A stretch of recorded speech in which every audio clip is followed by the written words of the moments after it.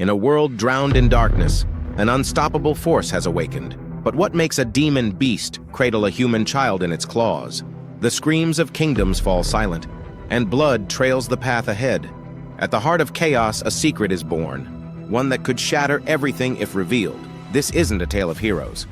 It's a prophecy wrapped in bone and doom. Our episode today from this anime begins with that beautiful girl practicing and brandishing a staff. That girl's name is Alicia. While her father was plowing the field, a skilled farmer, he says to her, "Let's go back to the house." They then return to their beautiful and humble home. In the evening, the father is carving something. Alicia asks her father a question. "Tell me, father, why is everything around the city of Adthea on this map black?" He tells her that the area is probably very dangerous. "But we don't know what is there.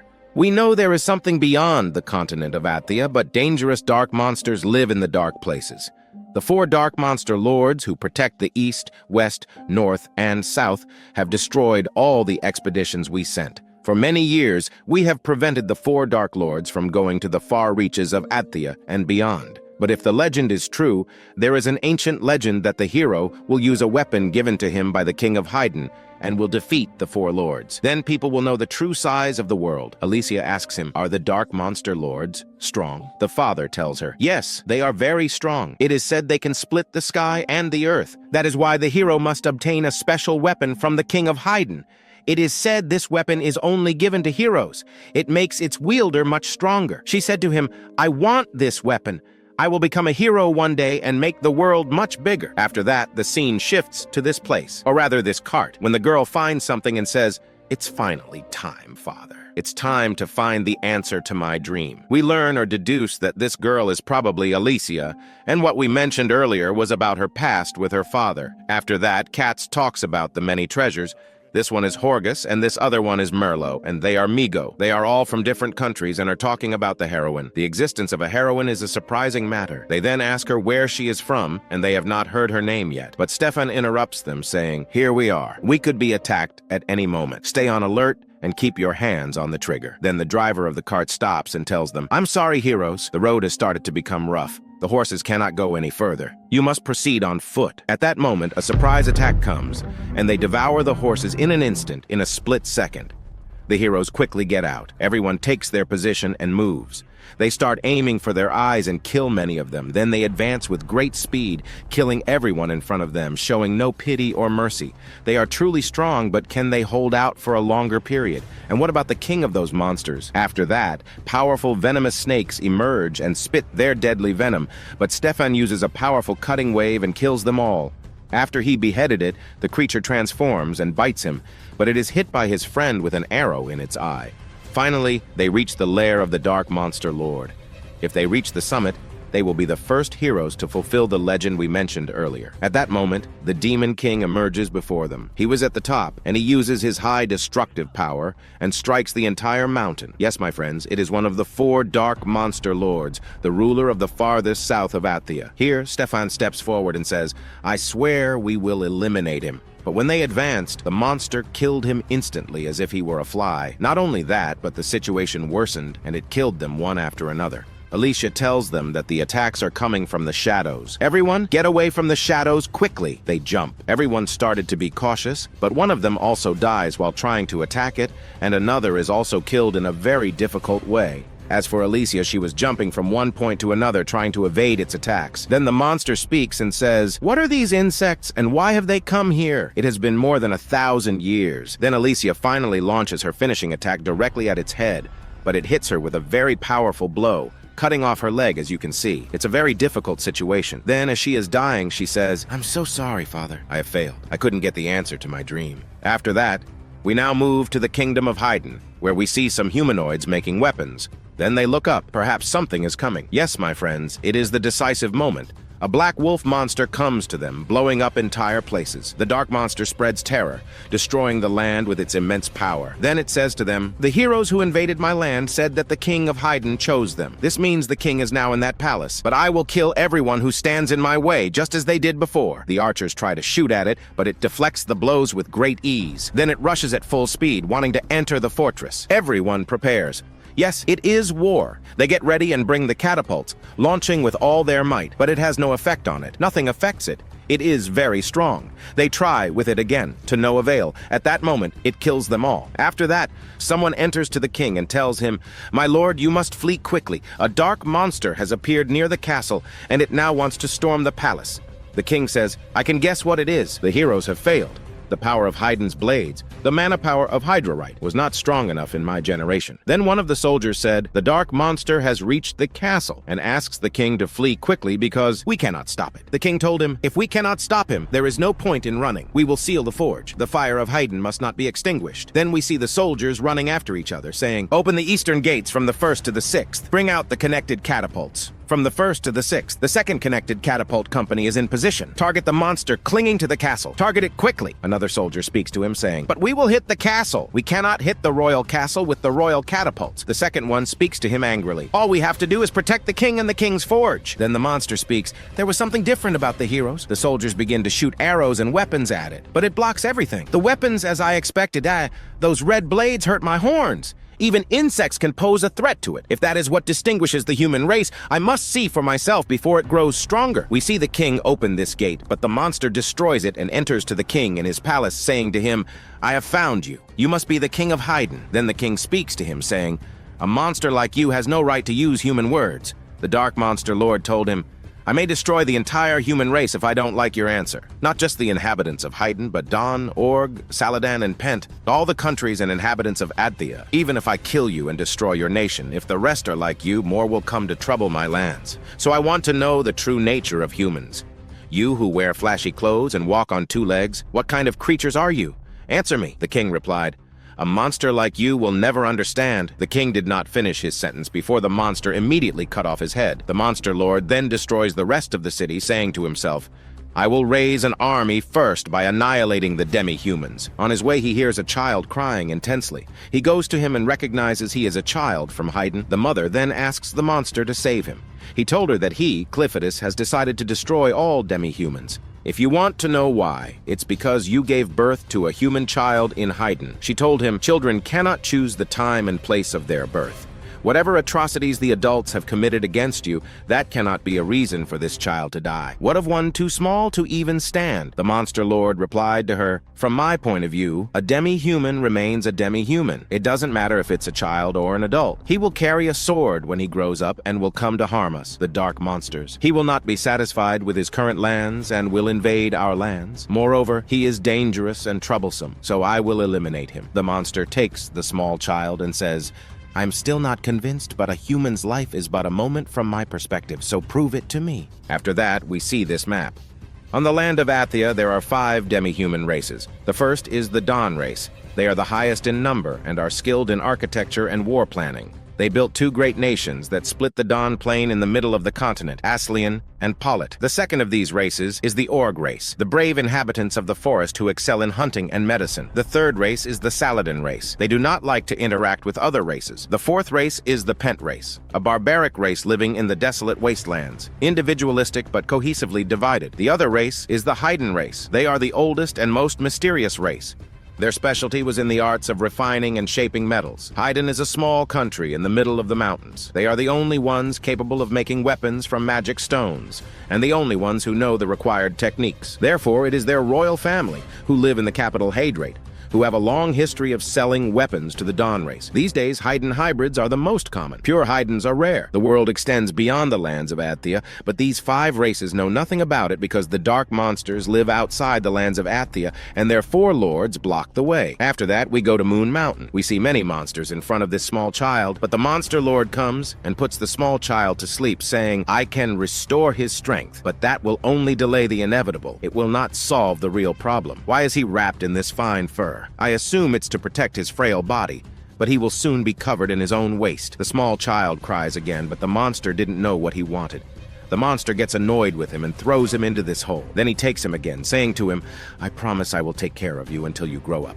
If I am to decide the fate of all the demi-humans who live in the land of Athea." Suddenly, Alicia wakes up from her sleep and wants to attack the monster lord, but she didn't have a sword. The monster said to her, "I threw the bodies of your companions and your weapons to the bottom of the ravine. You are now a walking corpse, empowered by the dark fluid I gave you." Alicia is astonished, saying, What do you mean? How can you speak the human language? Am I the only survivor? The monster then asks her to breastfeed this infant because he is very hungry. The dark monster finds no milk in Alicia's breast, as she is a virgin. He is surprised by this, and she informs him that only a mother who has given birth can produce milk. The dark monster becomes very annoyed. Alicia asks him to kill her again and relieve her of this humiliation. He tells her that she will not die because the dark fluid runs in her veins. The baby starts crying again. The dark monster uses his power to restore the child's energy, but he can do nothing about his hunger. She asks him why he has a human child in the first place, but he doesn't answer, and asks her for a solution to quiet the child and satisfy his hunger. Alicia tells him, if he has no mother, you must find a wet nurse. She is a substitute for the mother. She produces milk if the mother cannot. If you don't know anyone, you must hire one with money or its equivalent, like these diamonds found in this mountain. A single diamond from this mountain can hire a wet nurse. Alicia thinks to herself that if she had her sword, she could attack him, but she is helpless as she cannot move her body. He controls it completely. He asks her to go with him to hire the wet nurse. She tells him, wait, you can't really go yourself. If you go in this form, you will cause a panic in the entire city, and you will never find your wet nurse. Give me the child. I will go instead. She thinks to herself, I cannot allow this monster to approach a human village. I will find a wet nurse and give her the child. The dark monster refuses, as he does not want the child to die out of his sight. But this child may not grow up to be a healthy human because I am carrying him incorrectly, and then I won't be able to decide. At that moment, the monster transforms into a beautiful woman, the same form as the child's mother. Alicia is shocked at what happened to his body. The dark monster tells her, I control the shadows. This is the form of the one who carried this child. I hid the rest of my body. He then hides his tails to become like an ordinary woman, except for a horn on his forehead. He then thinks of giving himself a name, and a name for the child, in order to walk in the human world. The monster names himself Klin, and the little boy is named Luna. He then learns the heroine's name, and they head towards the city. After that, we see Alicia cleaning the baby. The transformed monster orders her to clean him well and to take great care. Then, he orders her to take off her clothes and bathe in the river because her clothes have blood on them and could affect the child. He gives her the child's dirty cloth to wash with hers. She begins to wash this piece of cloth and finds the crest of the royal family of Haydn on it. She learns that this child is from the royal family. Elsewhere, we see a young man on his horse, marveling at what has happened in the city. A single dark monster did all this to the city. He blames the king for sending the warriors and provoking the dark monsters. He says that the princess's fears were justified, and the plan was for her to escape the castle with her son. This means the little boy is the princess's son, but this young man does not know what has happened. He calls out, "Is anyone alive?" But no one answers him. In another scene, we see a gang and their leader, whose name is General Drill. He orders one of his followers to send a messenger to inform the emperor that the legend has fallen with the destruction of Hydrate Castle and the probable death of the king. We must move elsewhere. There is a possibility of the dark monsters gathering from the south as well, since it is undefended. But more important are the secrets of making arcanocite, which only the royal family of Haydn knows. We must not let another country steal it before us. I will return to the border and restructure our armies. Then this general orders one of his followers, named Maynard, to stay here and search for survivors of the royal family and their relatives, and to capture them alive if any are found. The scene then shifts to Alicia, who is shouting and holding this garment high, saying that this child is from the royal family. Only members of the royal family are allowed to bear this crest, which means this child carries royal blood. Did you know that when you kidnapped him? The transformed monster informs her, I did not kidnap this child. He was entrusted to me by a woman who looked like this form I am in now. Alicia is surprised and calls him a liar. The transformed monster replies, I am telling the truth. I found him at the destroyed castle. I destroyed the castle while I was killing the king of Haydn. Alicia is very surprised that he has killed the king. That's because you attacked us first, he states. Alicia tells him, if the king is dead and this child is from the royal family, everyone will be looking for him. That's because the art of making arcanocite is said to be something only the kings of Haydn can do. The transformed monster realizes that this craft is the one used to make the weapons they fought him with. I was wondering why I decided to raise this child, but I understand now. He carries the fate of a bloodline he cannot resist.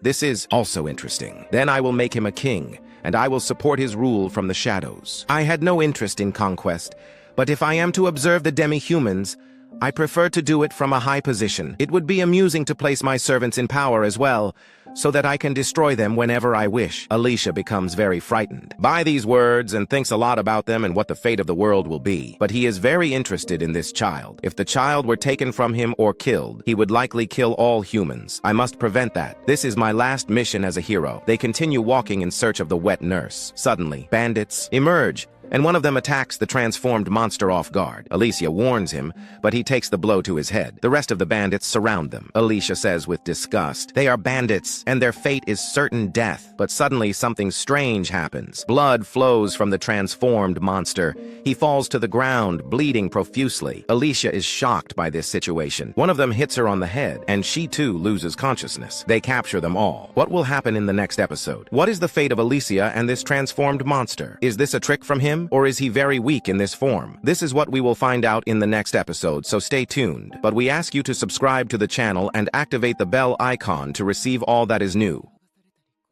The episode begins with Alicia waking up inside a carriage. She's tied up, a prisoner, along with Klein and several other captives. However, Klein appears strangely calm, almost as if none of this phases him. Alicia, confused by his attitude, leans toward him and asks, "Why are you so calm? Aren't you worried?" Klein glances at her with a faint smile and replies, "What matters most is that my little girl, Luna, is safe. She cried for a bit, then fell asleep." Alicia blinks, taken aback by his composed tone. She edges closer and whispers, "What exactly is going on here? Why did that blow you took before we were captured knock you out so easily? You're clearly not as weak as normal humans, especially after seeing you transform before." Klein chuckles lightly, as if amused by her question. "That's not exactly true," he admits. "I was surprised, that's all. I underestimated how fragile this human body is. Far weaker than I expected." Alicia frowns, then glances around before leaning in closer. "Then why don't we escape right now?" she asks urgently. But Klein shakes his head, his expression serious yet oddly amused. "No, not yet. I'm human now, and I will stay this way until Luna takes her rightful place as queen. Besides, I want to see the nature of humans up close for a little while." He looks at her and calmly says, "So, tell me, Alicia, what's happening here?" She sighs deeply and answers, "We were attacked by bandits. Seems like they plan to sell us to slave traders. These thugs are the worst of the worst. They wouldn't hesitate to use dirty tricks to get what they want."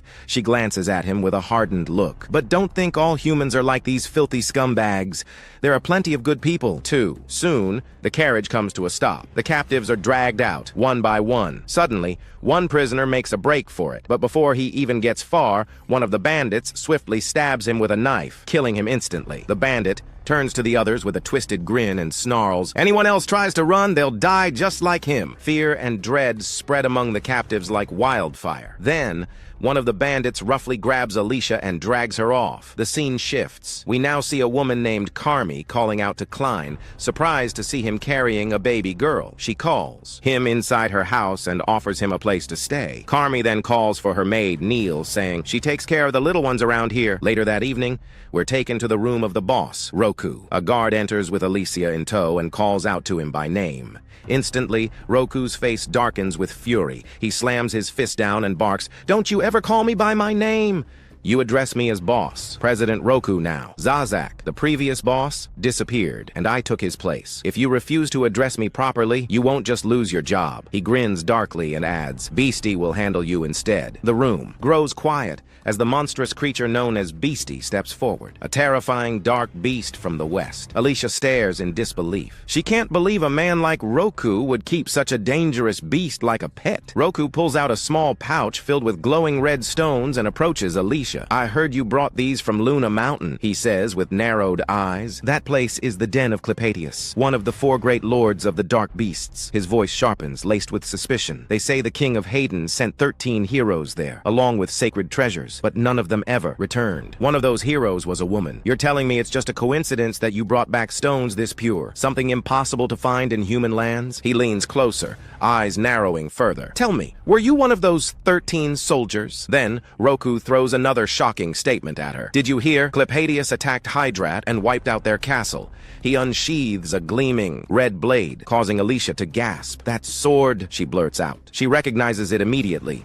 No one but Hayden's royalty can craft a blade like that. Its redness a sign of purity and incredible power. It's said that wielding such a weapon amplifies a fighter's strength many-fold. But Roku smirks coldly. Oh, this? It's fake. He casually waves the sword in front of her. We don't just sell slaves here, we sell counterfeit weapons too. Most people are too dumb to tell the difference between real and fake anyway. He then explains, there are only two ways to obtain the sacred treasures. Either become a hero officially recognized by the king, or steal them from a dead hero. And frankly, that's the easier option. He chuckles darkly. Most heroes die at the hands of dark beasts in their lands anyway. Their bodies are never found. Then Roku stares directly into Alicia's eyes. So, where's your sacred treasure? And where are the other 12? Alicia clenches her fists and stays silent. Roku's smile fades. He orders his guards. Make her talk. Tomorrow she's leading us to the sacred treasure. She's our key to finding all 13. The guards drag her away. Later, we see Klein working in the local tavern, serving food and drinks as part of his cover. The customers mock him openly, laughing at his pale, fragile appearance. Nearby, Carmi chats with her friend about Klein. That boy's strange, she whispers. I thought he had orc blood because of the horn on his head, but his body's too weak, too frail. He's practically see-through. Then we see Neil carrying drinks, but one of the guards deliberately trips her, sending her crashing to the floor. The guards drag her outside, saying they'll teach her a lesson. They beat her savagely before leaving her in the dirt. Suddenly, Klein appears, his eyes cold and lethal. In an instant, he kills the guards and hides their bodies without anyone noticing. Neil stares at him, shaking with fear and confusion. But Klein gently tells her, take care of the baby. I'd like to speak with you. Later, they sit together under the moonlight, sharing quiet conversation. Neil timidly opens. Up to him. I've been here with the Ravens since I was born, she says softly. I've never known my father. My mother was here too, but I only ever saw her from behind. I don't even remember her face. Her voice cracks slightly. She was a slave too. They beat her constantly, and then one day, she disappeared. I don't know if she escaped or died. After that, they started beating me instead. She lifts her hair, revealing the scars on her ears and missing teeth. I lost most of my teeth. I can only hear from one ear now, she says, her voice steady but numb from years of suffering. It wasn't until later that I realized my mother was protecting me all along. Her words sting. They've always treated us like animals. Here, she continues, things only got a little better after Carmi arrived. She taught me how to deal with the men here. Life isn't as bad as it was before. Now, I at least have a job, taking care of the children. Klein looks at her carefully and asks, if you know how to nurse children, where's your own child? Neil's face darkens. I gave birth to a stillborn, she whispers, her voice breaking for the first time. When I realized my baby was gone, it was like my whole world turned black. I felt like I was sinking, falling deeper and deeper, wishing I could just die too. She wipes away a tear and forces a small smile. But then, when I started taking care of the other children here, I realized maybe I was born to protect little ones like them. Sometimes, I even imagine, they're mine. Klein watches her in silence, his gaze softening slightly. Finally, he asks, would you come with me? I need someone I can trust to take care of Luna, and she seems to like you too. Reflective thought. If you were Klein, would you really be able to stay calm in such a situation? If you were Neil, would you have had the strength to survive that life? Sometimes the weakest people hide the strongest hearts. Neil thought deeply about Klein's offer, staring at him in surprise. She didn't expect such a question, but Klein looked at her seriously, his voice calm but firm. Take your time. Think carefully, he said, locking eyes with her. But I want to hear your answer. Will you come with me, be Luna's nursemaid, and leave this place? Or will you stay here serving slave owners who people say are nothing more than scum? Neil's eyes lowered. Her lips quivered as she let out a small sigh. Honestly, I'm really grateful for your offer, she said, her voice soft but steady. But at the end of the day, you're just a slave too. You won't be able to pay me much. She gave him a sad smile, her words tinged with regret. So, I'll stay here. I have to take care of the children who will come in the future. I'm sorry. She gently handed the baby back to him, then walked away without looking back. At this point, you can't help but wonder, what would you do in her shoes? Stay in familiar suffering, or risk everything for a chance at freedom? Meanwhile, we see Alicia, the heroine, being forced to cross a narrow bridge, surrounded by those thugs, the bandits. She halts for a moment, lost in thought. Immediately, one of the bandits strikes her lightly with his sword, sneering, "Keep moving, or are you thinking about jumping?" He laughs darkly, adding, "Don't bother. The walls here slope inward. You'd just smash against the rocks long before you reach the lake below." Just then, everyone notices a man nearby, seemingly out of his mind, challenging the lake itself. He steps forward, determined to dive beneath the surface and reach a hidden magic mine said to be just 2 meters below the waters. But it's an insanely dangerous stunt. Everyone starts shouting, mocking him. What an idiot, they jeer. He's seriously going to try it? Outside the bridge, his wife watches, her face pale but hopeful. calling out, "Do your best, darling!" But none of them, especially him, realize the grim fate that awaits. Without hesitation, the man dives into the water. Alicia gasps. He's insane! The entire entrance is submerged, and there are powerful monsters in there. He won't survive! Sure enough, within moments, a monstrous beast rises from the depths, devouring the man in an instant. It doesn't stop there. It even lunges upward, dragging another unfortunate soul along with it. Yes, folks, the narrator would say ominously. These are the dreaded dark beasts, Arvensis, still lurking in these waters. They've been haunting the area ever since the Great Floods 300 years ago. That mine was abandoned long ago, and even Kaduar, the greatest hero of his era, failed to defeat these beasts. Back then, at least there was land to stand on. Kaduar's weapon, the stream cutter, got its name because it once sliced through a waterfall right in front of King Hayden himself. One of the bandits, shocked, turns to Alicia. "I never knew swords had names. Does your sword have one too?" She glares at him coldly and snaps, "There's no reason I need to tell you anything." But the bandit, unfazed, sneers and growls. "You fool! You promised them freedom, didn't you? And yet, here you are, tying ropes around your slave and dragging him along. Doesn't that mean you never intended to set him free?" His voice drips with venom. "I can already guess what scum like you think. You're just like those Zionists, making empty promises that you'll never keep." Alicia glares at him but doesn't answer. Another bandit laughs mockingly. "Stay out of other people's business, girl," he taunts. "Focus on your own mess. You'll never escape. You've got shackles on your wrists and iron balls chained to your ankles." He points down. "And you're standing on a bridge with nowhere to go. On the other side, there are even more people waiting for you." The whole crowd begins laughing loudly, eager to watch the heroine fall. Oh yeah, one of them grins wickedly. "I can't wait to hear Miss Heroine squeal like a pig." Suddenly, a deranged-looking thug jumps out in front of Alicia, rocking the bridge violently. The others scream at him, "Hey, idiot! You'll break the bridge! Stop acting crazy!" But the thug just laughs maniacally. "I don't care," he shouts. "All I see is a woman I want to strip and defile right here in front of everyone." His words send a wave of rage through Alicia. Her eyes blaze with fury as she struggles violently against her restraints. Suddenly, with a burst of strength, she manages to partially free herself. With a single fierce strike, she smashes the pervert with enough force to break the ropes holding the bridge together. The ropes snap. Both Alicia and the thug plummet into the abyss below, their bodies falling out of sight, and just like that, silence. Two corpses falling together into the dark unknown. Is this the end? Could this really be how the story concludes? Find out in the next episode, the narrator teases ominously. But before you go, don't forget to subscribe and hit the notification bell to make sure you don't miss what happens next. Hello, my friends, to this legendary anime. If you haven't heard the first and second episodes, I'll leave the link for you in the first comment. Our episode today begins with the bandits after they threw Alicia, leading to her death. They're trying to figure out what to do, because if Fruko finds out she's dead, he'll kill them. She was supposed to lead them to the 13 sacred treasures. Then, suddenly, we see Alicia opening her eyes. She's alive, but she can't feel anything in her body. She wonders, what's happening to me? What happened to my body? Are my bones shattered and embedded in something? What is all this blood and what can I do? If I don't do something, these thieves will get to me. Suddenly, blood pours from her head and forms into the shape of the demon, Clavates. He says to her, "You've bled a lot, you fool." Alicia is surprised and asks him, "Why do you look like a little puppy?" He tells her that his form is determined by the amount of dark fluid. The dark fluid is what's keeping her alive,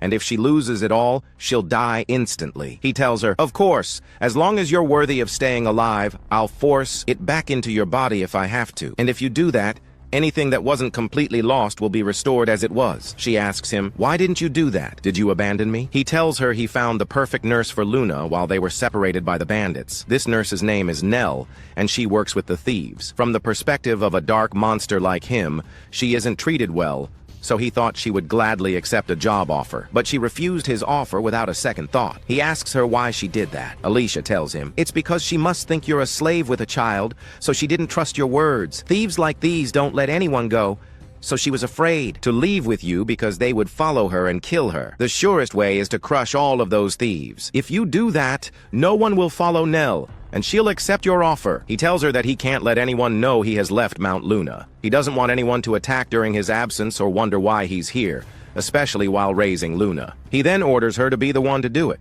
to slaughter those thieves who call themselves the Crows. No one would suspect a hero taking out a gang of bandits. Alicia tries to refuse, but Clavates gives her no choice and re-enters her body in the form of blood. We see her body begin to heal, and her broken bones mend. Just then, a group of thieves arrives and is shocked by what has happened. They decide to capture her alive and force her to tell them the location of the 13 sacred treasures. One of the thieves attacks Alicia. As he's about to strike her with his sword, she grabs his hands, hits him, takes the sword, and prepares to fight. Then, we see Klein holding Luna, telling her he will try to convince Nell one more time to be her private nanny. Next, we see Nell returning home. Carmi scolds her for being late. Nell tells her she was late because she was nursing the baby. Carmi tells her the kitchen needs cleaning but notices she's in a good mood despite having a black eye from the thieves. She asks her what happened. Nell looks at her and asks, "What's the outside world like, Carmi? You came here from the outside, but I was born with the crows and have never known anything about the world beyond. So I wonder what it's like and what it feels like to live in it," Carmi tells her. "Most of the women here besides me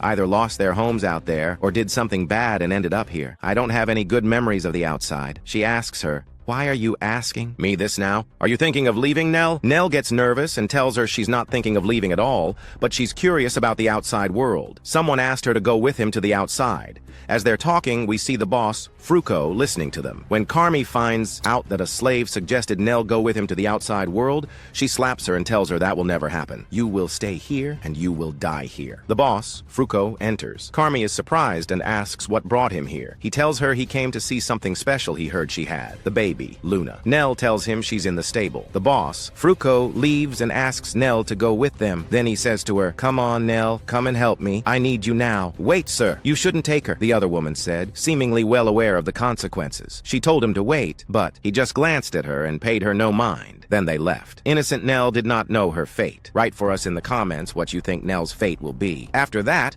the woman who is Nell's friend gets angry and says, "Damn it! She's the only one who can nurse the babies. How are we supposed to fatten them up now? Do they think just any woman can breastfeed?" At that moment, Klein, the Demon King, appears holding the baby, Luna. The woman tells him that he can't get any more milk. The wet nurse is gone for good. She ruined it for herself, wishing for something she could never have. It's her own fault. He asks her, "What does that mean?" And so the woman tells him everything. The scene quickly shifts to the gang leader, or the leader of the slaves, with Nell. They were descending into a cellar. She says to him, "What is this strange place? I've been here my whole life and never knew this place existed." He tells her that this was previously an arcanasite mine. This strange material can be used for many purposes besides making swords. "I spent years researching it before I joined the Crows organization." At that moment, Nell finds a skull bone and is startled. The slave leader tells her not to worry. It's probably just the bones of rats or something similar. "Now, I will tell you about something I have been searching for." Then he turns off the light. She says to him, "Sir, where are you, Mr. Fruko? It's pitch black and I can't see anything." He tells her, "I will light the lamp right away." At that moment, he lights the lamp and surprises her with something very strange, a giant monster. Then he says to her, "Now, I will tell you about the field of research I'm working in. I've been using a mixture of arca powder with various other drugs to control dark monsters. And now, we will punish the traitors, and you are one of them. You wished for something you shouldn't have, and your punishment is execution. You will be dinner for this monster tonight. Not just tonight, but right now." He then orders the monster to eat her. It swallows her whole. She remembers Klein saying to her, "Come on, I'll get you out of this pitch darkness." But perhaps this is the end, my friends. The monster devours her. At that moment, Klein appears and says to little Luna, "I'm so sorry I couldn't get you fed today. Your wet nurse has been devoured." The child screams and cries intensely. Klein tells him, "Don't cry, little one. Eating and predation are the way of this world. This applies to animals, humans, and of course dark monsters as well. If they are hungry, they must eat or die. That's how the world is. Survival of the fittest, my friend." Fruko is surprised and says, "Who is this kid?" But Klein doesn't answer him. He looks at the big monster and says, perhaps he will get his punishment now. But the slave leader orders the monster to devour Klein. The monster, however, was terrified. It started thrashing left and right, and at that moment, Nell emerges from its bowels. Betty then vomits up Nell. When Klein looks at her, he can see she is barely breathing. He places Luna beside her, explaining that he neutralized the monster's stomach acid. He wants Luna to stay by Nell's side, to grant her peace in her final moments. At that moment, Nell, holding Luna, moves away. Ooves. The slave leader asks him, "Where did the woman and child go?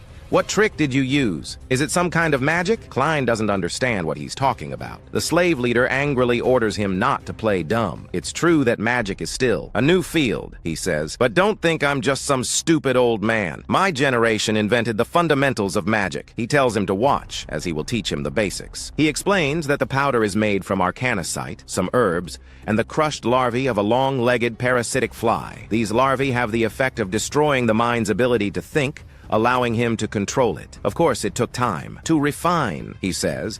The only thing I can completely control is a female troll, but one day I will control all the dark monsters. This is my magic. He explains that magic is the term he uses for a new technique that allows them to use arcanicite to control any natural phenomenon. At that moment, a foul smell comes from the vial. Betty smells it, and the slave leader orders it to crush Klein. Betty charges at Klein, hitting him in the face with a powerful blow that makes him bleed. Klein gets incredibly angry because Alicia never told him anything about magic. The scene shifts to Alicia, who is striking down the men. She remembers a time when she was playing with her father. He tells her that her fist must be strong, but her wrists relaxed when striking with a sword. Alicia asked him how she could become stronger. Her father told her that she must never hesitate to hurt her enemy, never hesitate to use her techniques, and never hesitate to endure pain. Hesitation makes the body rigid, and that stiffness makes her strikes slower and weaker. Once the stiffness disappears, she becomes much stronger. And most importantly, he said, trust your sword. We return to Alicia striking down the men. Everyone is amazed at her strength, wondering if she's even human. If we can't beat her with technique, we'll beat her with numbers, one man says. He attacks her and shatters her sword. These swords are too brittle, she says, unfazed, and gets up again. She then flees from them quickly. There are too many of them, more than 50 men. I can't fight them all non-stop. Even if I'm immortal, my energy is draining fast. In fact, it seems the dark fluid that heals me is using up my stamina. What will happen if I get too tired to run and they catch me? They could do anything to me, and I wouldn't die. Who knows what horrors they might inflict? I have to end this quickly. I need that legendary sword. She keeps running, and they chase after her. One man notices where she's heading. She's going towards the jumping platform. His friend replies, she can't be that stupid. That lake is full of the dark monsters that killed the legendary hero. No one has come out of there alive in 300 years. Alicia thinks, just as I thought. It's waiting for someone to fall in. I've learned over the years. She had run upwards. She then jumps, breaking all the pillars and shouting to them, it's feeding time, you Arvensis water monsters. Anyone who falls will be eaten. Everyone falls in and is devoured. She, however, is inside a box to avoid being seen, thinking, I have one advantage the legendary hero didn't. Even if I suffocate, I won't die. I emptied all the air from my lungs before I jumped. Now I just have to endure the pain until I reach the lake floor where the legendary sword rests. And that's how today's episode of this anime ends. Stay tuned for the upcoming episodes. If you like the video, don't forget to subscribe and hit the notification bell to get all our new content. Hello, friends. If you haven't seen the previous episodes, I'll leave them for you in the first comment. Our episode begins with Alicia underwater, thinking to herself, I knew this wouldn't be fun, but the lack of air is unbearable. My head is going numb, I can't see clearly, and my body is screaming at me to move, to survive. Even though I know I won't die, my instincts fight to keep me alive. I have to hold on until I find the sword. Alicia reaches the bottom where she sees a glowing red light and swims toward it. My body feels so heavy, completely numb like lead. But once I get the sacred sword, it'll make me stronger. As she nears the sword and reaches for it, suddenly a massive red eye opens. She realizes she's not on the ocean floor. She's on top of a massive underwater darkness beast. When she tries to grab the sword, the monster pulls her into its mouth. At that moment, Alicia remembers her father's words, how he always encouraged her to fight, how he believed in her strength to do the impossible. Fueled by those memories, she breaks free from the monster's mouth and grabs the sword. As she does, a surge of red magical energy bursts from it. She slashes in a straight line, creating a path, and swims away from the beast. So this was the reason the legendary hero lost. He was fighting in an environment where the beast had the advantage. A monster this huge. It's hard to believe it's even from this world. She realizes this must be one of the ancient dark beasts said to live for tens of thousands of years, rarely seen, sleeping deep beneath the earth. Likely it was accidentally awakened while mining for arcanicite. Kodwar, the hero, lost without even realizing what he was up against. Even with the sacred relic boosting my strength, I still can't breathe underwater. First, I need air. Alicia struggles to the surface and finally breaks out of the water. The guards spot her, surprised and amazed that she obtained the sacred sword. But suddenly, the dark beast rises from the depths behind her. The guards panic as the monster attacks and kills many of them. Alicia slashes at one of its legs, cutting off part of it. No single hero can fight something like this alone. She decides to escape. As she flees, one of the guards calls out to her, begging for help and apologizing for doubting her. But Alicia refuses to help. She runs as the monster devours the remaining guards. Looking back, she realizes it only lives in water. It doesn't leave it. She feels relieved. At least she now has the sacred sword. Suddenly, she hears a familiar voice calling her name. Klein. He's not physically there, but is speaking to her through dark fluid communication. I didn't see it myself, but my blood tells me, you've succeeded. You got the sword. But it must have been rough. She tells him she ran out of oxygen and had to fight an ancient beast, and is furious that Klein didn't help her when he sensed something was wrong. He apologizes and explains, I was dealing with a small problem. Well, part of that problem is why I'm stuck in this human form, and I'm struggling with a technique I've never seen before. But tell me, why did you hide the existence of magic from me? I'll have to punish you for that when I see you. Meanwhile, we see President Veruco running away from Klein, baffled by the boy's incredible power. What school did this kid even go to? What kind of monster is he? While escaping, Veruco trips and sees Neil lying unconscious on the ground with the little girl Luna beside her. Back to Alicia. She finally meets up with Klein and asks, What's this smoke? Klein, noticing the sword in her hand, says, That sword in your hand, what is it? Alicia, angry, replies, I'm not letting go of it. I risked my life to get it. Klein brushes it off. Fine, doesn't matter. The real problem is the smoke. It doesn't affect regular animals like that one over there. And apparently not you either. But it messes with the senses of dark beasts. I can't smell anything. My ears are ringing. It's disgusting. He continues. How do I get rid of this? The space is too tight here, and I have no clue where Luna is either. She should have been up ahead, but she's not with us. She's with Neil, who's barely hanging on. Then Klein looks to Alicia. You need to do something. You know about magic. Alicia tells Klein that she knows about magic, but she lacks the talent to use it. Some people are born with the gift, others are not. She's one of those who can't use it. Most people see arcanocite as nothing more than a common stone, but in the right hands, its hidden power can be unlocked.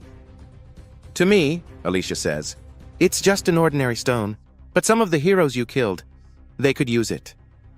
Klein says nothing and turns to search for Luna. Alicia asks him, What will you do if she's already dead? He answers coldly, Nothing. But if she is, then I'll lose all interest in humanity, and I'll destroy everything. Alicia suddenly understands Luna is the only thing keeping Klein from wiping out humanity. They begin searching together. Soon, Alicia finds a trail of blood. Klein explains that Neil had been bleeding badly, and though he tried to stop the bleeding, she should never have moved. Either she crawled somewhere, or something dragged her. Either way, she can't have gone far. Cut to President Veruco carrying little Luna. Nearby, Neil lies barely conscious, grabbing onto his cloak, refusing to let him take Luna. Veruco, growing frustrated, starts hitting Neil to make her let go, but she refuses. Then, in a chilling moment, Veruco draws his sword, deciding to cut off her wrist if necessary. He knows Luna has magical energy and is determined to escape with her. At that moment, Alicia arrives and shouts, Stop! Veruco turns, shocked. What happened to my elite guards? He asks. Klein responds simply, They're dead. Enraged, Veruco warns them not to come any closer, or he'll cut off the girl's fingers. Alicia quickly tells Klein not to intervene. This is her fight. She offers Veruco a deal. I'll give you something more valuable than the girl. She reveals her sacred sword and says, I risked my life to retrieve this from the bottom of the sea. You can have it, in exchange for Luna. She throws the sword, lodging it deep into the nearby rocks. Veruco laughs, stunned. I never imagined a hero would throw away a sacred treasure so easily. This confirms it. The girl has royal blood. Hayden blood. I was never going to give her up. Then he demands more. If you want her back, tell me the locations of all the sacred treasures. Alicia answers calmly. All 13 sacred swords are hidden in the Great Cave, deep within Luna Mountain. Greedy and convinced, Veruco casts an invisibility spell, vanishing with Luna in his grasp, but Alicia closes her eyes and smiles. I know exactly where you are. She had heard Luna crying, and it gave away his position. She grabs her sword, slashes through the air, and cuts Veruco in half, killing him instantly. She retrieves Luna and hands her to Klein. Alicia then turns to Klein and asks, "Can you save Neil?" If Luna's alive, it's because of her. Klein hesitates. "I can only control one body through dark fluid at a time. Neil is missing many vital parts. I'd have to pull from somewhere else to repair her." Alicia's voice hardens. "Then do it," Klein warns her. "If I do, you'll die." Alicia doesn't blink. "I don't care. I'm a hero. My duty is to sacrifice my life for the future of the people I swore to protect." Klein nods. He draws the dark fluid from Alicia's body, and she collapses to the ground. Alicia dies. Neil's broken body begins to heal. She gasps awake, surprised she's still alive. Klein tells her, "Thank the hero, Alicia. She gave her life to bring you back." But then something strange happens. Alicia's body begins to move. Her wounds close. She breathes. She's alive. Again. Klein, holding Luna, turns to Neil and says, "From now on, your name is no longer Neil. You're Niloru, and you'll be coming with us wherever we go." Niloru beams with joy and agrees, and that's how today's epic episode ends. For more episodes, don't forget to subscribe and hit the bell icon so you never miss an update. Our 5th episode begins with a tense moment between Klein and Alicia. He calmly informs her that he must confiscate the holy sword. "It's far too conspicuous," he explains, his voice low and serious. "Carrying a weapon of its power and fame will draw every eye towards you, inviting dangers we cannot afford." Panic flashes in Alicia's eyes. "No, you can't," she protests, instinctively clutching the hilt. The sword was a symbol of her purpose, but Klein remains unmoved by her plea. With a swift, almost imperceptible motion, he neutralizes her grip, and the sacred blade vanishes into his keeping. A profound sadness washes over Alicia's face. "I will return it to you when you truly need it," Klein promises, his tone softening slightly, though it does little to comfort her. Just then, Nilaro arrives, holding the small child Luna by the hand. Luna is dressed in a fresh set of new clothes, looking brighter than before. "We're ready, Klein," Nilaro announces, indicating the surprisingly large number of bags strapped to her back. "I've gathered everything we'll need for the journey." Alicia looks at Niloro, then at the heavy load she carries with impossible ease. "Isn't that an immense burden for you? And carrying Luna as well?" she asks, concerned. A small smile touches Niloro's lips. "Actually, I feel lighter than I have in years," she says. It is then that Alicia understands. Klein had not just healed Niloro. He had fundamentally changed her. A significant portion of her frail, damaged body had been replaced with parts from what must have been a powerful, muscular being, granting her superhuman strength and endurance. Sensing Alicia's thoughts, Niloro steps closer. "If you wish, I could carry your shield and armor as well," she offers kindly. Alicia manages a weak smile. "Thank you, Niloro, but I don't have a sword anymore." "Oh!" Niloro's eyes light up with an idea. "Kermi once told me that the old chief, Furoku, kept all the best swords locked away in his office.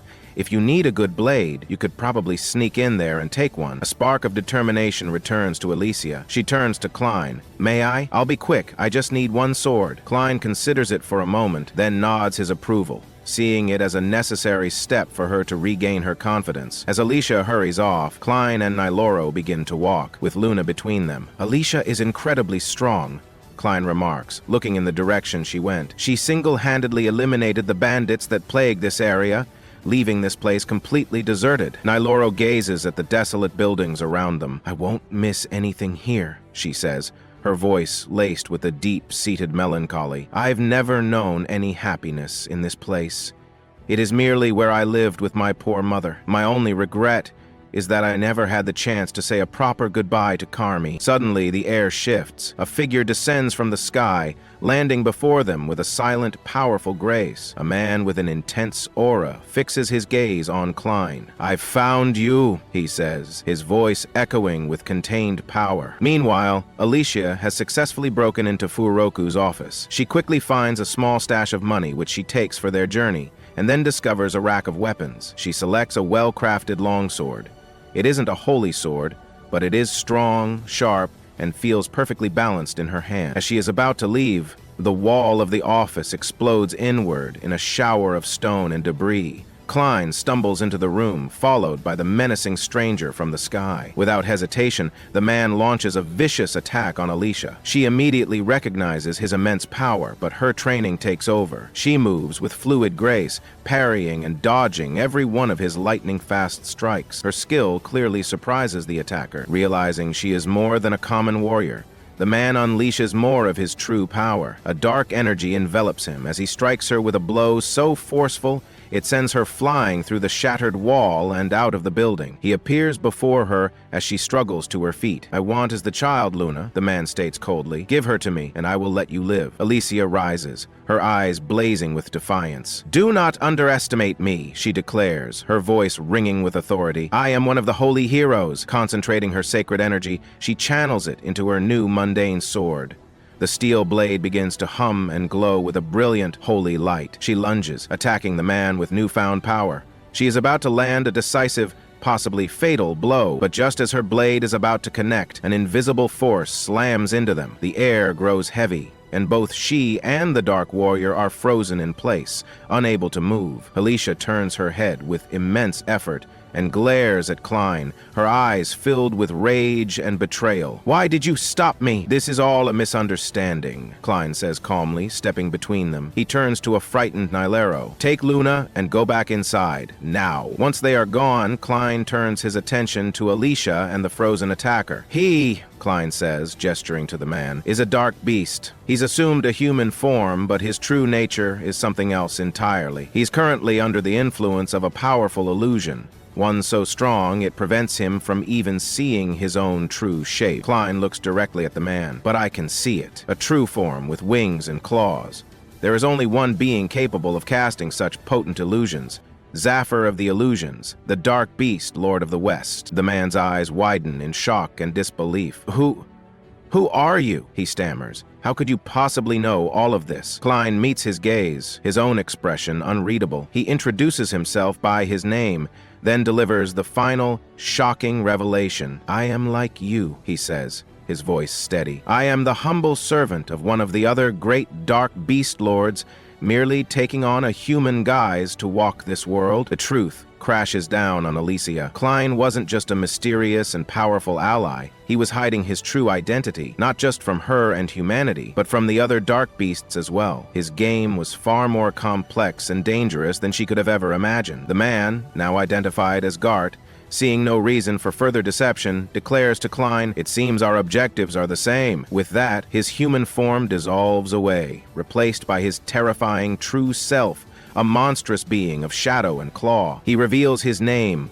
Gart, a loyal servant to the Lady Zephyr. "My mistress, Lady Zephyr, is contemplating a full-scale genocide of the human race," he growls, his voice a low rumble. Just as the great Clivatis incinerated an entire human city, she believes it may be the only way. Gart then turns a skeptical eye back toward Klein's human form. "Now prove to me that you are truly one of us. Show me a sign that you are a dark beast." In response, Klein doesn't undergo a full transformation. He simply allows a single, powerful, armored tail to manifest behind him, whipping through the air with menacing force. For Gart, who recognizes its power, this is proof enough. He reverts to his human form, the monstrous features melting away as if they were never there. Alicia watches this exchange in absolute terror. She is standing before not one, but two dark beasts, beings of immense power who can masquerade as humans with perfect ease. A horrifying question floods her mind. How many others are there? Are they everywhere? This revelation shatters her worldview. It means the holy heroes were never fighting the real war. They were merely skirmishing on the surface. The world of humans suddenly felt so much smaller, so much more fragile than she had ever imagined. As if hearing her silent panic, Klein glances at her. "There are no other dark beasts who can take human form," he says quietly, and Alicia flinches, horrified that he could so easily read her thoughts. Gart interrupts, his gaze falling upon Alicia with undisguised contempt. "Why do you travel with this human? She is a holy hero, our sworn enemy." "She was a hero," Klein corrects him smoothly, "but she is my servant now. I placed a binding spell on her. She is now completely obedient to me, a useful tool to help me understand the nature of humans." Gart scoffs, unimpressed. "I care little for your games, but be warned. If she, the woman Nylaro, or the child Luna stand in my way, I will eliminate them without a second thought. Klein's calm demeanor instantly vanishes, replaced by a deadly chill. If you so much as touch them, he says, his voice dangerously low, you will not live to see another day. A tense silence hangs between them before Klein continues. Now it's my turn to ask the questions. What do you mean your mistress is contemplating the extermination of humanity? I know Lady Zephyr. She is eccentric, a watcher who finds humans fascinating. The orcs of the western forests worship her as a goddess. What could have possibly changed? Alicia's mind races as she listens. Klein is right, she thinks. That's why the heroes never venture into the western territories. The forest is impassable without the cooperation of the orcs, who are loyal to Zafra. Gart lets out a frustrated sigh. 3 days ago, he begins, while flying over the mountains, I saw 2 dark beasts in a state of extreme distress, searching for their young. For a month now, our children have been disappearing. This was the 9th child of a dark beast to vanish without a trace. We don't know why, but I am certain humans are involved. The scene shifts to a flashback. We see Gart kneeling before the majestic and terrifying Lady Zephyr. We can never trust the humans, she tells him, her voice like shifting glass. The time for observation is over. You will infiltrate their world, spy on them, and if necessary, she declares with finality, you will prepare the way for humanity's complete and utter destruction. Returning to the present, Gart explains, the young beasts vanished from the southern mountains. I came to this region searching for clues. Klein nods slowly, processing the information. It's possible more of your kind will be taken, he says, his mind connecting disparate pieces of a puzzle. He recalls his conversation with Carmi, the old woman who had looked after Nylaro. She said the women in this town were forbidden from having children. She spoke of strange people in black cloaks who came to buy any infants that were born, always muttering something about talent or aptitude. She saw Chief Furoku meeting with them. That's why she killed Nylaro's 3 newborn children. She believed death was a better fate than being sold to those men. There is a connection, Klein says aloud, looking from Gart to Alicia. Someone has been buying human children from this town, and they are also kidnapping the young of the dark beasts. At first glance, the 2 events seem unrelated, but they are linked. The men who bought the children were connected to Furoku, who, as we know, kept a pet troll, a dark beast. He pieces it all together, the talent they spoke of. Magic is deeply involved in this plot. Alicia, still reeling from the revelations, shakes her head. I don't know anything about magic, she confesses, feeling utterly out of her depth. That's not my area of expertise as a hero. Alicia's eyes narrow in thought. What you describe, she says to Klein and Gart, it sounds like the work of those who use magic as a tool of war. They only appeared a few years ago, but they have completely changed the nature of battle. Her expression becomes distant and pained. On the plains of Dun, where Bullet and Aslan are fighting right now, the skill of the mages is often the deciding factor in any conflict. The first person to bring them to the battlefield on a grand scale was General Dryel, the Dragon Slayer. She takes a sharp breath, her voice hardening. That same general is the man responsible for my father's death. The memory hangs heavy in the air. Klein looks at her, his expression unreadable. So, Alicia, he asks softly, did you come all this way to kill me, instead of pursuing the man who actually killed your father? It was my father's final wish that I do so, Alyssa replies, her voice barely a whisper, closing that painful line of inquiry. The scene dramatically shifts eastward to the formidable High Gate, inside Aslan's military encampment. We see Commander Rhodes strategically directing his troops on a large map. The tension is palpable. A subordinate, Miguel, rushes in with a report. Commander, our forces have successfully wiped out their advance guard, Miguel announces, but Bullet's main army, led by General Drail himself, continues its push southward. They number 10,000 strong, and their objective is clear. They intend to occupy the city of Hayden. Rhodes slams his fist on the table in frustration. We only have 6,000 soldiers. It's not enough, he declares. It will take Drail's army 3 days to reach us, and they are marching directly for Highgate. This fortress has a large gate to the east and a smaller one to the west. We will fight with all our strength, but victory requires Hayden's cooperation. We sent messengers days ago and have received no reply. It's clear the situation there is dire. Commander, Miguel asks, lowering his voice, are the rumors true that the dark beast Clevadis attacked Hayden Castle? I believe they are, Rhodes confirms gravely. And in response, they sent General Drail, their most powerful commander. It's likely they are after the royal family's smelter. With that smelter, They could forge a new sacred treasure. It would be a catastrophic loss if they were to take it. He leans in closer. Furthermore, the royal smelter is the oldest known magical artifact in the world. Anyone who studies the arcane arts would desire its secrets more than anything else. At least, that's what I've been told. Nigel's face pales. Bullet's magical forces are already far stronger than ours. If they get their hands on that smelter, the consequences would be horrifying. We have to stop them. Just as he finishes speaking, a guard bursts into the tent, breathless. "Commander, the Great Eastern Gate, it's opening, right now!" The scene cuts to the massive gate, which is now wide open. Standing there, flanked by his elite soldiers, is the imposing figure of General Drell. Before him kneels a man, cloaked in shadow, the scout, Maynard. "King Hayden has been killed," Maynard reports, his voice raspy. "The Crown Princess is safe in another location. The problem now is the 6-month-old infant son. He is the only child confirmed to have the royal bloodline." Maynard looks up, his eyes gleaming. "A boy with black hair took the child, and they are now missing.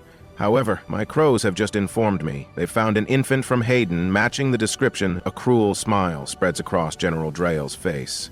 He places a hand on the kneeling man's shoulder. "Maynard," he says, his voice a commanding boom, "you are the most powerful mage in my army. Go now.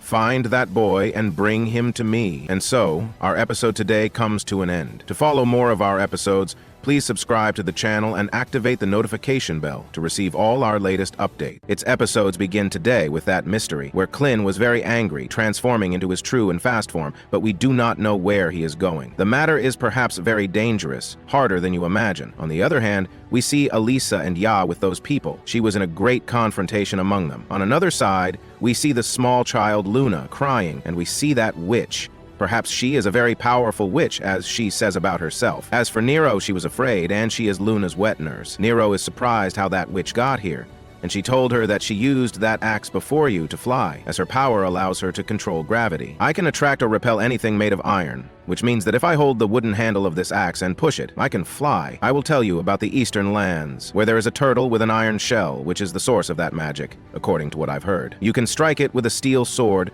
but it will stick to it, and will not come off. And if you use a stone spirit, its iron shell will push it away, meaning that turtle is difficult to deal with. This turtle is not the most wonderful beast you can own, but each person has a type of power that distinguishes them. Then she takes out that small crystal, and Nero asks her, "What do you intend to do to us? Will you destroy this chamber?" She told her not to worry, that it is just a medicine that reveals the talents a person possesses.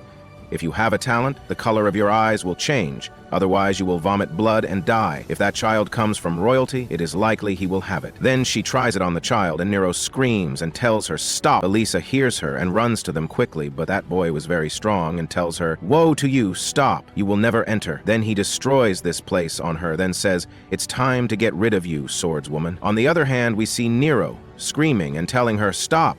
You cannot destroy the life of a small infant child. This is not right. This is not ethical in any way." Nero tries to pull off these iron bars, but the witch tells her, "Don't waste your time. These bars would need 2 charging bowls at their full strength to be able to destroy them." But Nero did this with all ease and destroyed the bars. This was also from the intensity of her anger. Meanwhile, we see Elisa saying, "I will never be defeated this easily." Then she descends upon this beast and eliminates it, and runs quickly to enter where Luna is. She enters and finds Nero holding the small child while the witch is lying on the ground. Elisa asks her who destroyed this big hole in the chamber, and Nero told her that she was the one who did it, and that I pushed them with all my strength and blew this place up. Elisa is surprised and tells her, "How could you do this?" But in the end, we must protect Luna, for they want to take him from us by any means. And when Clint returns, he will take revenge on them. And now you must trust me and hold me well, because we will jump down. Then they jump and meet more insects, and Elisa cuts them all up as if they were flies. Then they run while the witch gets up and confronts them again, but they escape in the end. And the witch wonders why that woman has such complete power. Then we see Nero and Elisa as they run in the forest at their speed. They would be able to get out of the town directly if they were lucky, but they find a large wall of insects. He should have left them from the beginning. Alicia used the dragonfly technique several times, but she won't be able to kill them all. Nero asks her what they will do now, and Alicia replied that they must find a place where the insects cannot enter. Then they run away to find this place. After that, We switch to Minart with his friend. His female friend informs him that Alicia and the one with her have escaped. Minart asks her if she tested the child and found out if he has magic or not. He told him that she didn't do that because a very powerful woman was with them and was able to stop her. Minart gets annoyed because they underestimated their enemies, as the woman with the sword and the eye patch is a great hero in Arisia, one of the 13 heroes. He was there when General Driel fought her father, so he is sure of this. Furthermore, a hero like her would not travel with an ordinary child, so this child certainly possesses magic, which means he is in the right place, and there is no need to conduct any tests. Then, he becomes very happy,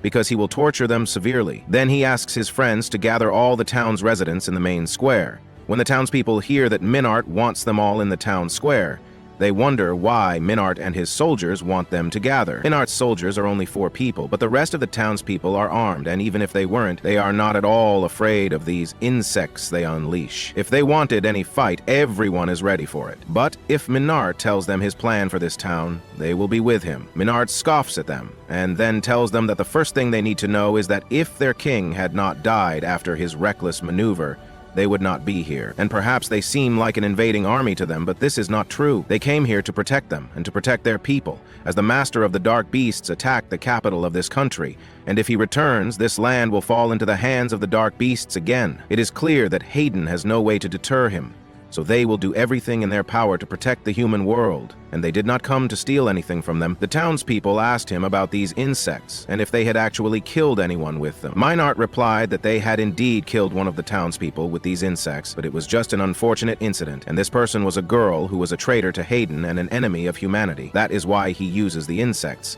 as it is his only way to catch this girl. They asked him about this dangerous criminal, as they know she is dangerous only to Minart and his soldiers, and was not dangerous to them. Minart told him that she is their enemy too, as she is one of the 13 heroes who caused. Everyone is surprised when he tells them that she is Alicia Glenfall, and now it is time to hunt heroes. After that, we see this large army with General Driel, and they are on their way. Then General Driel speaks to his troops, saying to them, "Do not stop hiding. Come out.